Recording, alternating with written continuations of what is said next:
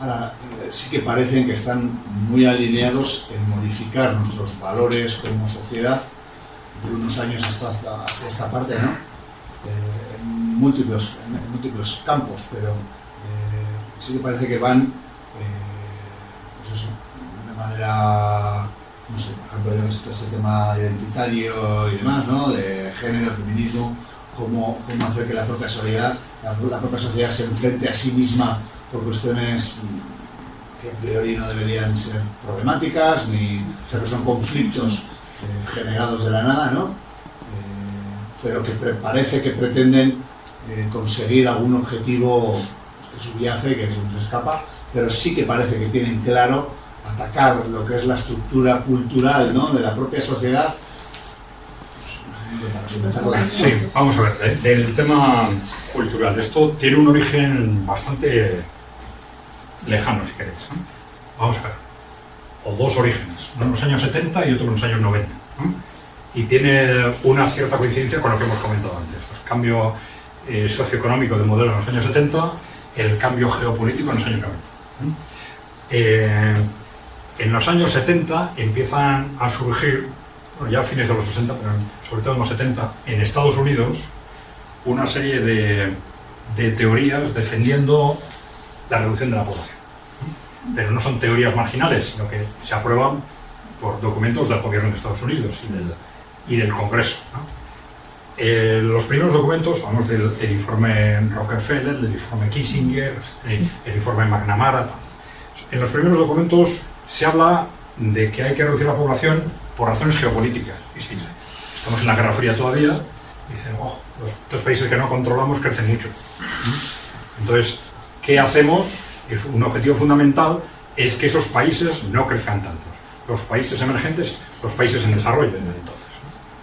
Y entonces hablan de una serie de estrategias en las que te quedas un poco sorprendido de que estuvieran, por ejemplo, relacionando los derechos de la mujer con la reducción de la población. Bueno, una serie de temas, el tema de defensa del medio ambiente con reducción de la población. Para reducir el desarrollo económico, etc., ¿no? Utilizan ese tipo de razonamientos, ¿no?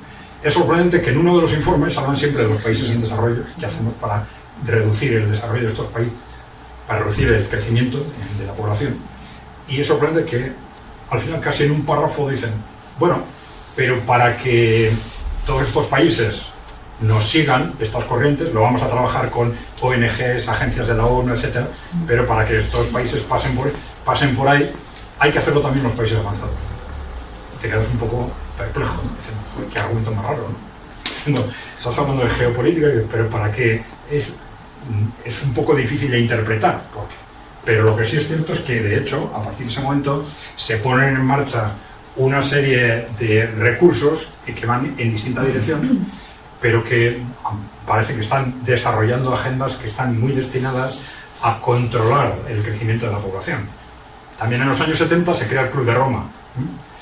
El Club de Roma, que es creado, bueno, desde el grupo Rockefeller, se crea, ¿no? O sea, las dependencias de estos grupos de Estados Unidos, ¿no? El Club de Roma entra ya en el tema ambiental. Entonces empieza a decir, ojo, el crecimiento es preocupante, el desarrollo económico es preocupante, porque ya empieza a poner razones medioambientales, ¿no? Entonces ya tenemos ahí las dos patas conceptuales que se van trabajando a través de universidades, proyectos, etc.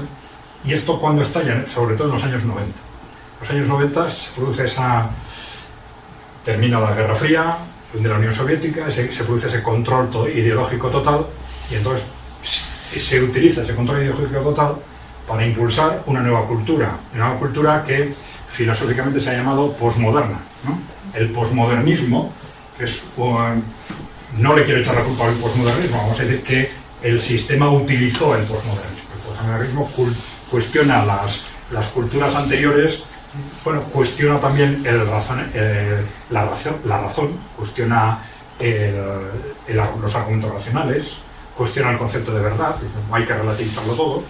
Bueno, pero al final crea un contexto en el que en los distintos movimientos sociales empieza a introducir elementos irracionales.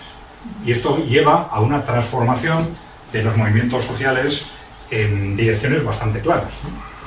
Para los dos movimientos que has comentado tú, clarísimamente. El movimiento de emancipación de la mujer y el movimiento de defensa del medio ambiente, ¿no? Que evidentemente tenían razones objetivas, ¿no? De defensa del medio ambiente frente a abusos, ¿no? La contaminación, etcétera. Y ya hemos dicho que había cientos de millones de mujeres sobreexplotadas, o sea que había problemas de fondo clarísimos con respecto a la situación de la mujer, etcétera, ¿no? Pero esos movimientos que responden a necesidades y objetivos racionales se empiezan a introducir elementos cada vez más emotivos e irracionales, ¿no? Y esto es lo que ha llevado, desde nuestro punto de vista, no quiero ofender a nadie porque yo sé que son temas muy sensibles, pero bueno, a lo que luego se ha llamado a la transformación del feminismo en el posmofeminismo, ¿no? Y del ecologismo en el posmoecologismo, ¿no? El posmoecologismo, sobre todo, lo que ha utilizado es el instrumento, digamos, de lo que se llama el catastrofismo. Es decir, el estar constantemente poniendo sobre la mesa amenazas de catástrofes medioambientales, ecológicas, que lo justifican todo. Es decir, cuando yo estoy hablando de que hay que salvar la Tierra, digo, hay que ir a por el coche eléctrico porque hay que salvar la Tierra. Entonces ya desaparece la argumentación. No hay sis, no, mejor, peor, no. No, es que claro, eso lo justifica todo.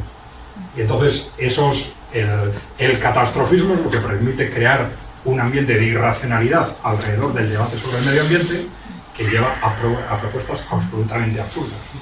Y contradictorias, por supuesto, de un sitio a otro. Y además que vemos cómo desde las élites se está gestionando de forma totalmente utilitaria, ¿no?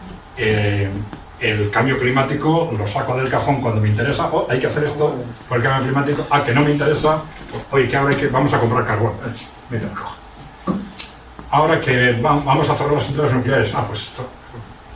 Pero no, el problema no era que el CO2, entonces habría que llenar Europa de centrales nucleares, ¿no? Si el mundo se va a ir, se va a destruir por el CO2, pues tenemos que llenar Europa de centrales nucleares, ¿no?